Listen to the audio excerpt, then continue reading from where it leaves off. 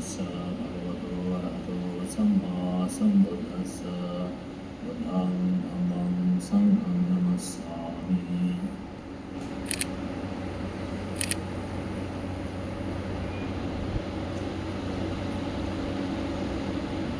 Good morning one and all. Welcome to this Katina program, which happens, many of you, most of you know already, happens once in a year.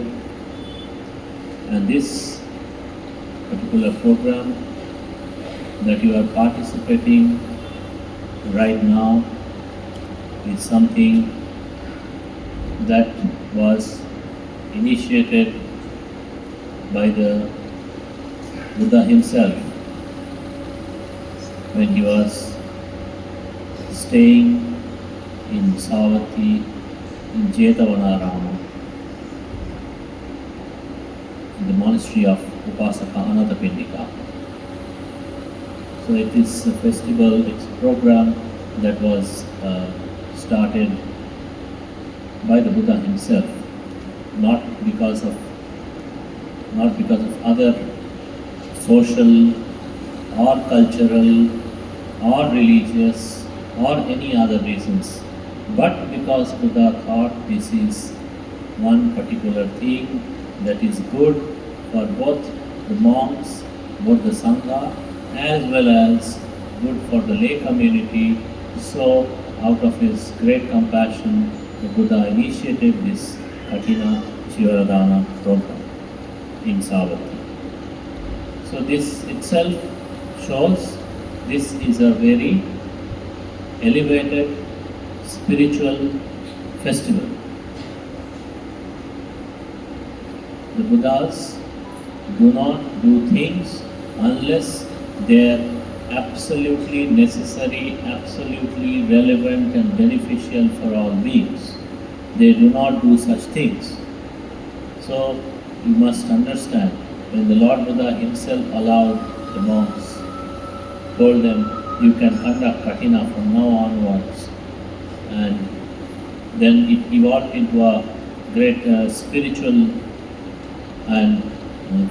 program over the years, where subsequently lay community members also participated and still participating after more than 2,500 years later. So, and then there are some very special things about the Katina offering. One is the Katina, that the special robe, designated special robe that is organized here, is something that is offered not to an individual monk, but to the Sangha as a whole, the community of monks as a whole, headed by the Buddha himself. So the Buddha, when we say offering to the Sangha, then it is always, you have to always recollect in your mind that it is something not just to the monks at the present time, but also to the Sangha which existed in the past, starting from Lord Buddha himself. So any kind of Sangha offering, Sangika offering, is of, in his own words, in one of the discourses the Buddha had very clearly mentioned, offering to the Sangha is of the highest of merits. Sanghe dinnam asankheyam appameyam bhavam. When you offer to the Sangha with the Sammaditi right view, then it is of greatest of merits. It is immeasurable, incalculable.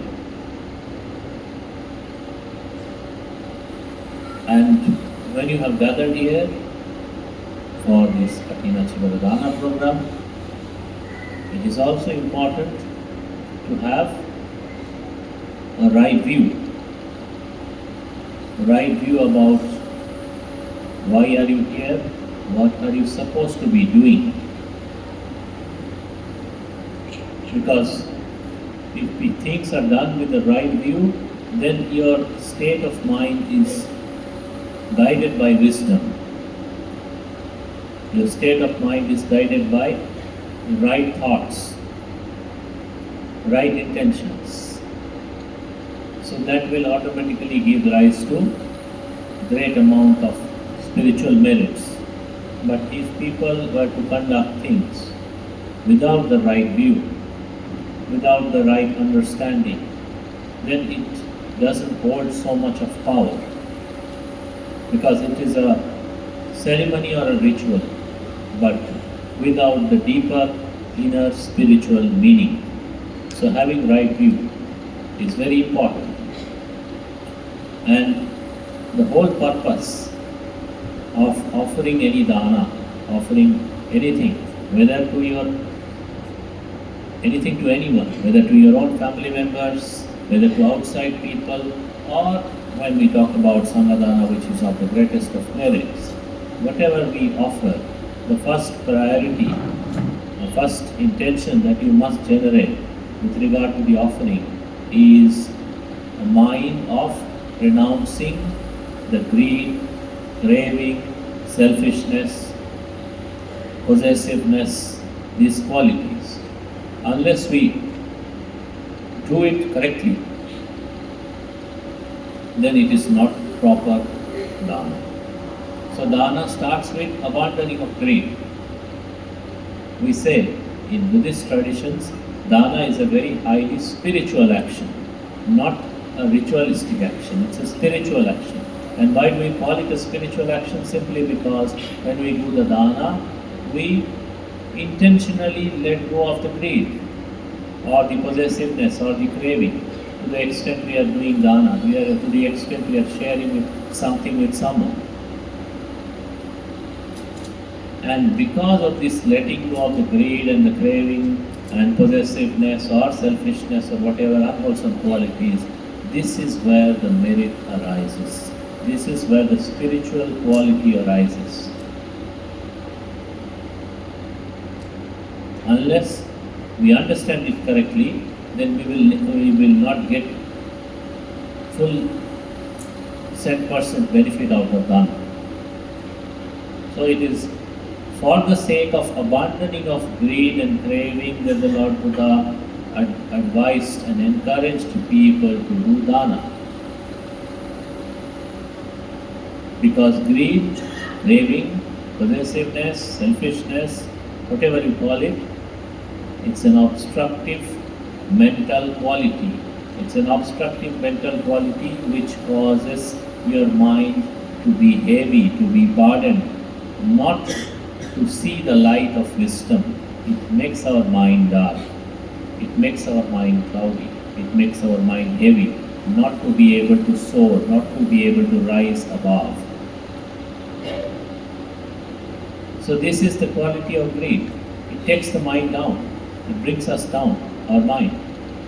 And this quality of greed should be removed by rigorously, systematically practicing dana again and again and again till it comes to a point when we can see this Lord Buddha, in the words of Lord Buddha himself, the stain of possessiveness, stain of stinginess or possessiveness. This particular, it's a black dot in our mind. This particular black dot is removed. So it is a pure spiritual cultivation. We are removing certain negative qualities which makes our mind unwholesome, bad, incapable of understanding the Dhamma, makes it unwise. We systematically do it again and again, and with right view, so that it gives rise to this power of letting go, power of renunciation, power of abandoning of greed. This is the power of dana. So every time you do dana, whatever big or small, must remember this point. It is one way of finding Dhamma right in your heart here and now by practicing dana. And then when you offer to the Sangha, it is why we say it is of the highest benefit, because the purpose of the monk's monastic life, simple purpose of monastic life is to practice for our own liberation, our own spiritual emancipation. and also to guide other people, lay community on the right path, guide them, advise them, encourage them, so that people don't go astray, people don't go in the wrong direction, people don't get into the wrong things, the lay community. So it's something which is good for the monks, the monastic life, a monastic life which is correctly practiced, good for the monk himself and also good for the lay community.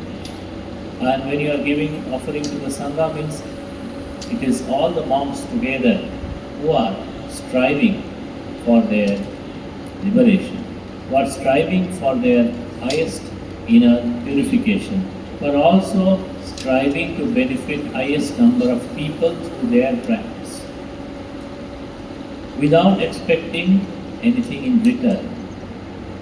Because whatever dana lay people offer, it is offered voluntarily. There is no charge for it, there are no fees for it, anything. So this is the part of our monastic life or life in Sangha. So when we do like this, then automatically people who have this mindset to benefit oneself and to benefit others selflessly, then automatically it is offering to such people, because the world is heavily afflicted by selfishness.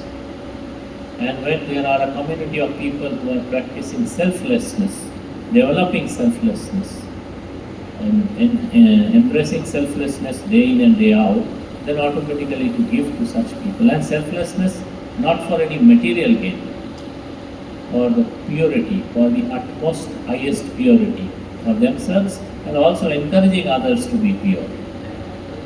Then this is of the highest of merit. So this is also when you offer the dana to the Sangha, also this particular point with regard to your right view, you must also remember. These are the points to contemplate while offering dana. And Katina is also a very special dana because it happens once in a year, and that too in this monastery, only one time in this year. So one today it is done, it is done. It cannot be done in this year, only next year. So you are offering Sangika Dana, which is only one time in a year, which is very special. So these are the points. So many of you have been participating for many years and maybe knowing many of these points that we have told. But it is always good to remember and recollect and bring them to our mind, because mind can get cloudy, mind can get afflicted with ignorance or wrong views. So it is important to bring it to right view time and time again. And that is the highest practice, bring it to the right view. Till it is with the right view and does not deviate and go to the wrong view anymore. So this is the practice that you must cultivate, that we all must cultivate in our own ways, in our lives. And this is the practice, real practice of Dhamma. So on this occasion,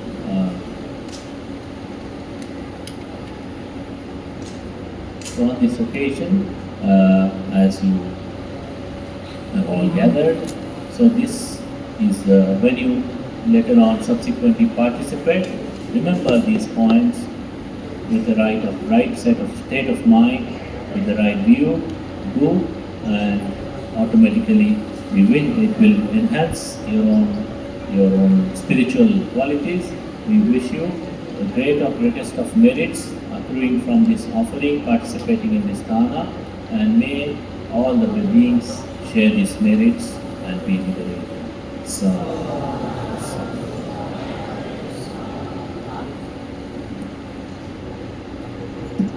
thank you, Bhante ji, for your wonderful Dhamma talk on the importance